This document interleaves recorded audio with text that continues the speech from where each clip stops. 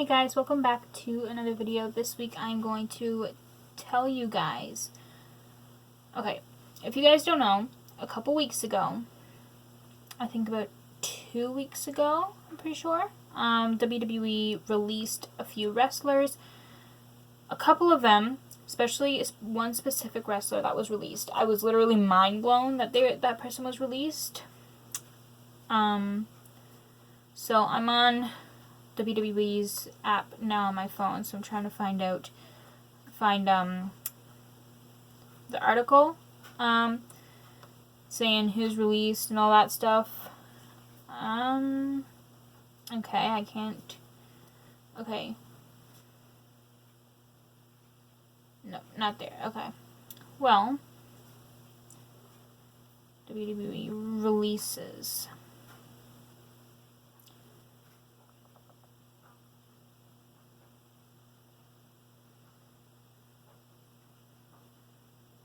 Okay.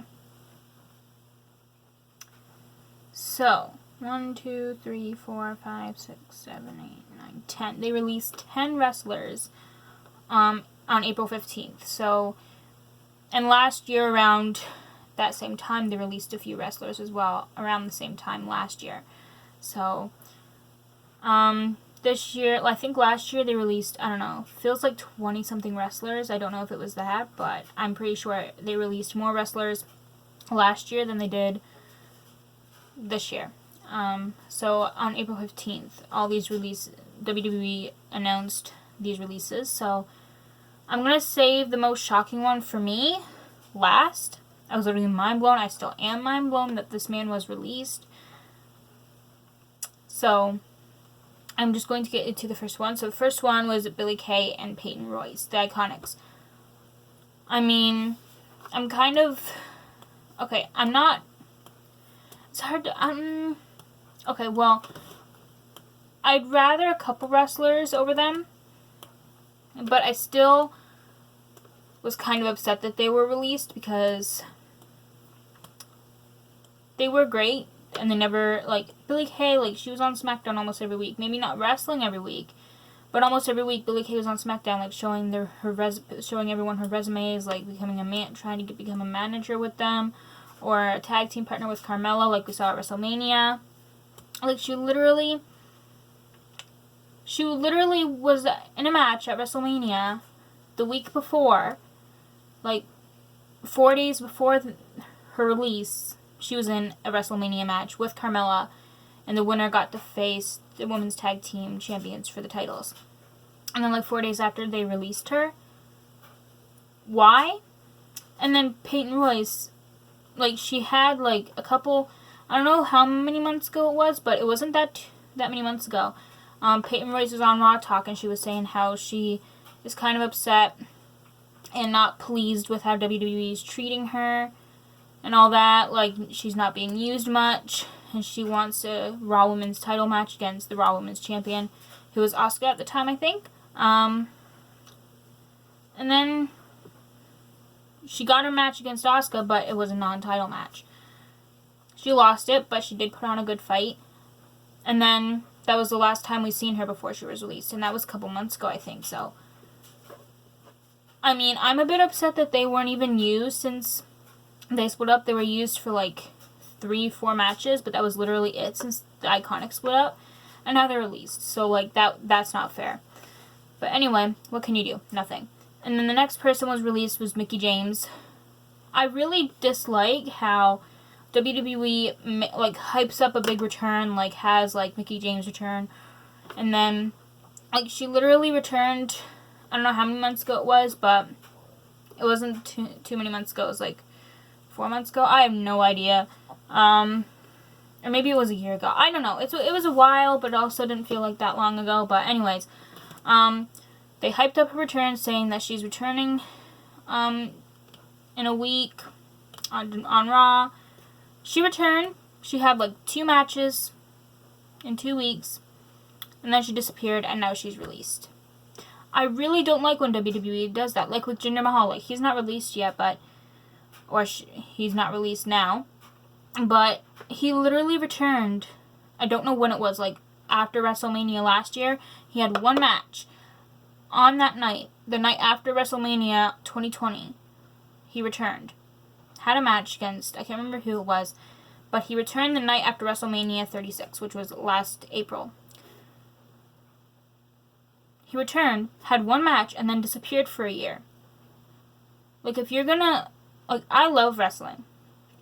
Everyone knows that. But if you're gonna have someone return to a wrestling ring after a few months away or a couple years away, and then have, like, one match, and then disappear again for a year, why bring them back at all if you're not even gonna use them? Like, what the heck? What's the point of that? Like, you're wasting, like, a very hyped up return. Like, I was super excited for Jinder Mahal to return.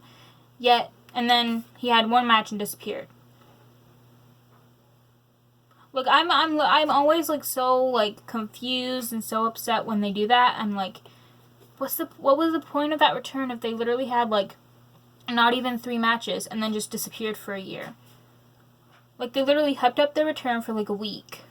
Then they had a match, and then they disappeared. Like, what was the point of that? I really hope they don't do that with the Viking Raiders, because they returned the night after WrestleMania this year, I think. So far, they've been on Raw every single week, except for this week. They weren't on it this week, so I'm really hoping they're on. I don't think they were on this week. I didn't see them. Or I don't remember them being on this week. They might have been. I don't know. I can't remember. But I really hope, now that the Viking Raiders are back, that they don't do the same to them. Like, no, that's not going to fly with me. They're not going to have the Viking Raiders return the night after WrestleMania this year, have like 3 matches, and then leave for a year. I really hope they don't do that to them, because I love the Viking Raiders. They're like one of my favorite tag teams, so I'm going to be pretty upset if they do that to them. So anyways, the next person released was Chelsea Green. She was only used in NXT. She had one match before her injury on SmackDown, but that was it. So I'm not as upset with this one. I mean, I would have liked to see Chelsea Green more on SmackDown, but hey, it's okay. The next person released was Tucker. Again, not that surprised. He was never used after his breakup with Otis with Heavy Machinery. Ever since his heel turn at Hell in a Cell last year, I think, was it Hell in a Cell? I think it was. I don't know. But after his heel turn, oh my god, what was that? After his heel turn last year on Otis, he literally had like 2 matches for the 24/7 title and just disappeared. And now he's released. So I was kind of expecting him to be released when WWE first released a few wrestlers. Kind of expecting it, but also didn't want it to happen, because I was really hoping that he would be used more as a heel. So, next person was Kalisto. Again, never being used since since he got drafted to Raw, with Lucha House Party staying on SmackDown. Never been used. Wesley Blake, Bo Dallas, again, I already mentioned Peyton Royce, Mojo Rawley, and this one is literally, it still blows my mind that this man was released. I literally, for most of that day after I heard that this man was released, I spent the most of the rest of the day tweeting WWE, being like, why would you release this man? He literally stood out in like a raincoat type of thing during WrestleMania for like 45 minutes or something, with very bad weather. And then you released him like 4 days later. What? Why would you do that? Anyway, still mind blown over it, because he is a legend. He is one of the best to ever step foot in a wrestling ring. And still, one of my favorite commentators. So, it was Samoa Joe. Like, when I read all these people being released, I'm like, okay, kind of expecting all these. But then I seen Samoa Joe's name. Confused and pretty mad about it is an understatement, because he definitely did not deserve to be released at all. Period. Like, I'm sorry, but he better return someday, or I'm literally about to call Vince McMahon and tell him to rehire Samoa Joe. I mean, I can't do that, but if I could, I would call Vince McMahon or whatever and say, hey, rehire Samoa Joe right now. do it. But hopefully he's watching this. He probably isn't, but if he is, hello, you better rehire Samoa Joe.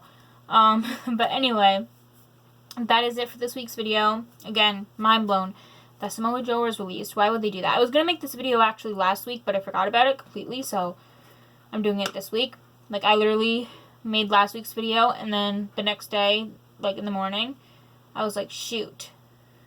I was literally going to make a WWE releases video this week. And I was like, oh well, I'll just do it this week, so whatever. So yeah, I literally forgot about doing this video last week, so that's why I didn't do it last week when I said I would. Because I completely forgot about it, 100%.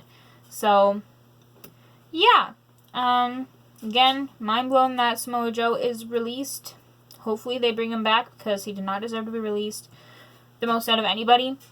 So yeah, if you guys enjoyed this video, give this video a thumbs up and subscribe if you would like to see more WWE content from me. And next week, I've been saying this for a while.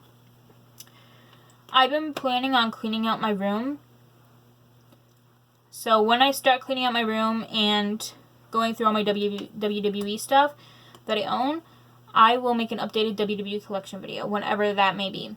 So, I do have that in mind to make an updated WWE collection video, so don't know when I'll do that video. Whenever I start cleaning my room out, I'll do it. But, yeah, I will see you guys next week for another video.